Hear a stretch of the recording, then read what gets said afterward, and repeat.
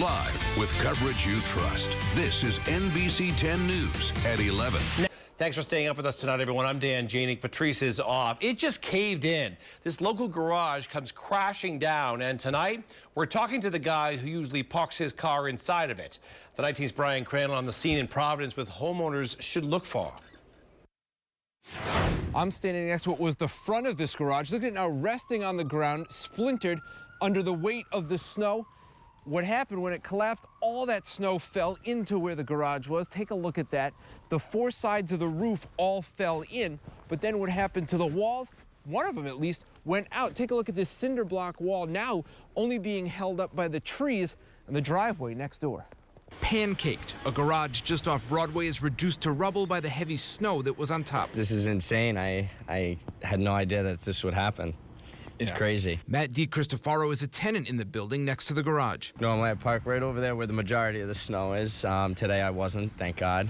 His car was actually saved by other snow, a big pile which blocked his way into the garage, forcing him to park elsewhere. Another tenant's motorcycle was in the garage. The building is owned by podiatrist Joseph DeCesare, who has his office there too. He didn't want to talk on camera, telling me it's been a bad day. Workers in his office say they heard a rumbling when the garage went down. I feel awful for my landlord who owns the property. One thing that stands out here is that the garage had a peaked roof. Usually it's the flat roofs that collapse first, but this was an older structure, and being situated between a couple of three-deckers, it got a lot of snow that blows off those roofs. We've seen a number of roof collapses in the past couple weeks.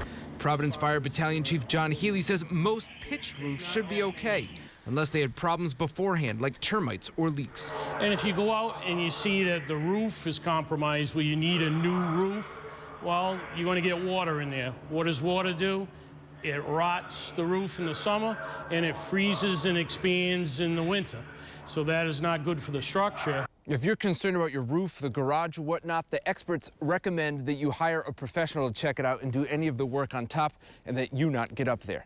I'm Brian Crandall, NBC 10 News in Providence.